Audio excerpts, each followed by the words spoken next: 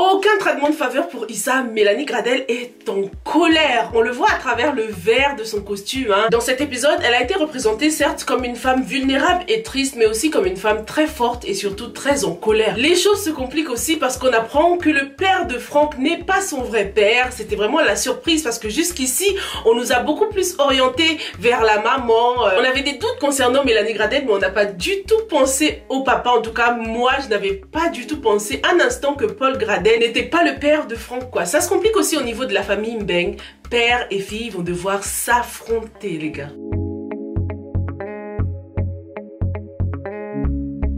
Bonjour à tous et bienvenue sur Yiri TV, moi c'est Sylvia et sur cette chaîne je fais des revues et des analyses de films et séries afro. Sur cette chaîne on aime aussi donner notre opinion sur nos séries préférées, donc si c'est quelque chose qui t'intéresse, surtout n'hésite pas à t'abonner à la chaîne. Active aussi la petite cloche pour ne rater aucune nouvelle revue. La conférence de presse de Mélanie Gradel était assez particulière parce que, en général, dans les moments comme ça, lorsqu'une famille puissante est en deuil, on les voit d'habitude s'adresser tous ensemble à la presse pour démontrer une espèce d'unité, pour montrer que toute la famille est soudée face à cette tragédie. Mais là, c'était pas du tout le cas. Mélanie Gradel s'est adressée toute seule, entre guillemets, entourée de ses associés, toujours en mode travail, quoi, tu vois. C'était vraiment particulier pour moi, C'était comme si elle ne voulait pas montrer ses faiblesses. En fait, c'est comme si la famille de Mélanie Gradel, c'est sa plus grande faiblesse. Ils étaient tous là à la regarder à la télé avec des émotions très différentes. On a vu donc Jessica qui était plutôt en colère et Mike qui avait l'air assez fier de sa mère, quoi. Il y avait une certaine fierté dans son expression. Je pensais même pas que Mike allait se relever aussi rapidement. Il allait beaucoup mieux comparé à l'épisode précédent où il était complètement effondré. Mike porte un masque là, il essaye de faire bonne figure et tout ça en mode ouais, ils se sont attaqués à la mauvaise famille et tout ça. On a aussi vu dans l'épisode que Fatih a entendu la conversation entre Mike et Tierno. Sachant que donc Fatih c'est l'ex de Mike et qu'ils ne se sont sûrement pas quittés en bons termes, ils doivent pas être en bons termes, j'ai l'impression. Elle va sûrement essayer de se venger de Mike, non? Qu'est-ce que t'en penses? En tout cas, cette situation va nous permettre d'enfin la connaître, de découvrir un peu plus son caractère, quoi. Issa se fait donc embarquer, et on va l'emmener voir la commissaire parce qu'elle a demandé à ce qu'on lui emmène Issa. J'ai vraiment beaucoup aimé l'éclairage au niveau du visage de la commissaire qui lui donnait ce petit côté un peu sournois, tu vois. Le procureur, il n'était pas éclairé de la même façon. Il y avait un joli jeu de lumière dans cette scène-là qui représentait le fait qu'elle était cachotière, qu'elle cachait la vérité, qu'elle a manigancé quelque chose. D'ailleurs, cette commissaire, elle est un peu trop confiante à mon goût. Et en fait, je me demande à quel moment est-ce que Moussa a eu le temps de changer de chemise parce que... Dans l'épisode précédent, il avait une chemise blanche et là, il se retrouve avec une chemise bleue alors que les autres personnages sont encore habillés pareil, sachant que l'épisode précédent s'est déroulé la nuit et là, c'est le matin. Donc, personne n'a vraiment eu le temps de rentrer à la maison ou quoi. Donc, qu'est-ce qui s'est vraiment passé?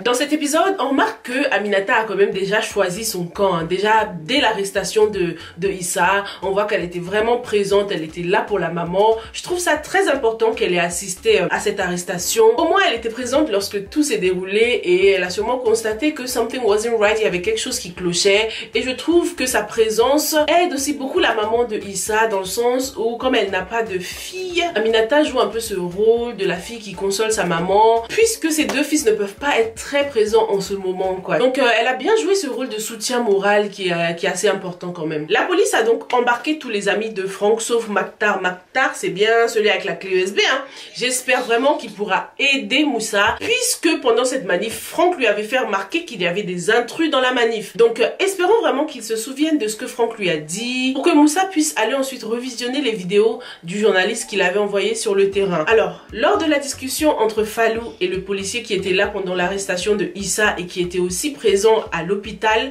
on a l'impression qu'il y a eu un petit chantage affectif là. On dirait qu'en échange de son aide, la police a promis de soigner sa mère. Et c'est pour ça qu'il a accepté de coopérer pour faire plonger Issa. Il s'est rangé du côté de la brigade parce que la brigade l'a aidé à soulever des fonds pour soigner sa mère. Cet épisode et toute la série d'ailleurs démontrent à quel point tout le monde ne pense qu'à ses propres intérêts. Espérons que sa maman s'en sorte et que la police ne va pas laisser mourir sa mère parce que dans le cas contraire, peut-être que ce policier policier se sentira trahi et qu'il voudra maintenant dire la vérité. Hein. Pour l'instant, entre les policiers, on voit qu'il y a un bel esprit d'équipe, il y a une super bonne fraternité, ils boivent du thé ensemble et tout ça. Mais il faut que tout le monde tienne ses promesses. L'arme qui a tué Frank donc appartient au papa de Fallou donc qui est décédé et apparemment il a même été assassiné. T'imagines si le père de Issa et le père de Fallou se sont connus dans le passé? C'est quand même bizarre de soulever cette affaire cette histoire de meurtre comme ça, avec Fallou qui disait qu'il avait tellement envie de résoudre le meurtre de son père. Ce serait intéressant en tout cas de pouvoir retracer cette arme parce que de toute façon l'arme de chaque policier est enregistrée d'une manière ou d'une autre, donc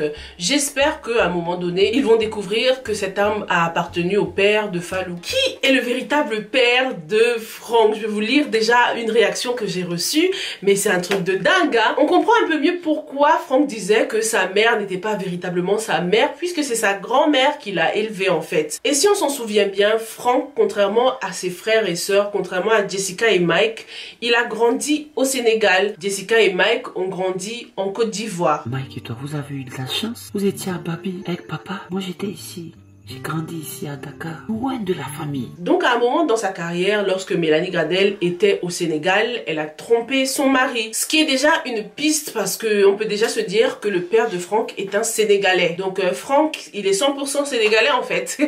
Ça explique aussi un peu pourquoi Frank était aussi proche du peuple. C'était vraiment un fils du pays quoi. Du coup, qui est le père de Frank les gars? Je vais vous lire la réaction de Ramatoulaye. Sur la série Impact, je pense que Frank et Aminata sont de même père et c'est pour cette infidélité que sa mère a divorcé avec son père et Aminata a horreur de l'infidélité quand elle parlait avec Issa. L'avocat est l'amant de Mélanie Gradel et c'est sûr, l'avocat ne sait pas que Frank est son fils. Est-ce que Maître Mbeng est le véritable père de Frank? En tout cas, il est très présent dans la famille, c'est le meilleur ami de Mélanie Gradel, donc c'est possible que ce soit le père sans qu'il ne le sache, hein, parce que je pense que s'il le savait, il aurait été beaucoup plus dévasté que ça par sa mort quand même. Lorsqu'on se réfère au générique, on voit que Maître Mbeng, il est très présent, hein, toujours à côté de Mélanie Gradel, donc même s'il n'est pas le père, il en sait des choses à mon avis, hein, et c'est pas pour rien qu'on nous précise qu'il est le meilleur ami de Mélanie Gradel. Ce n'est pas qu'un simple avocat, ce n'est pas qu'un simple ami, c'est son meilleur ami. C'est vraiment une très bonne hypothèse, hein, Maître Mbeng, ça fait des années qu'il est aux côtés de cette famille,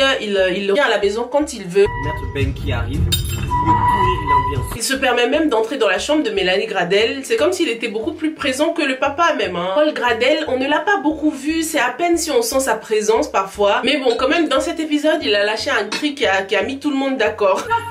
Apparemment, Frank connaissait la vérité. Donc je pense que s'il se doutait que Maître Mbeng était son véritable père, il serait sûrement allé le confronter. Qu'est-ce que t'en penses? Le véritable papa de Frank pourrait-il aussi être le défunt père de Issa et Moussa? Ça compliquerait vachement les choses entre Moussa et Jessica quand même, enfin, demi-frère, demi-sœur, enfin, bizarre. Puisqu'on n'arrête pas à chaque fois de parler du père de Issa et tout, je me dis, il y a peut-être une histoire derrière, tu vois. Peut-être que dans le passé, le papa de Issa et Maître Mbeng étaient tous deux amoureux de Mélanie Gradel, amoureux de la même femme. Le clash entre père et fille, oh là là, Aminata l'a têtue.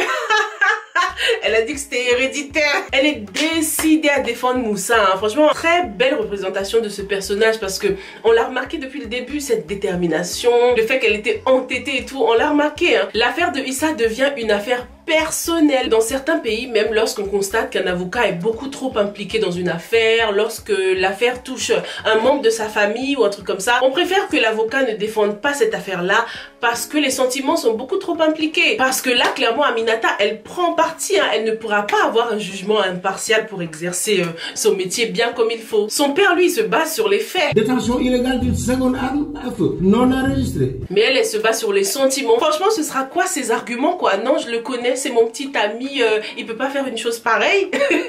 Il faut des preuves, hein, devant le juge. Donc va falloir travailler en équipe, hein. Elle aura besoin du soutien de Moussa. Va falloir enquêter de dingue. Dis-moi ce que tu as pensé de cet épisode dans les commentaires. Selon toi, qui est le véritable papa de Frank? Merci beaucoup d'avoir regardé cette revue jusqu'au bout. Stay safe and stay blessed. Bye. No, you're almost done. Yes, I'm done.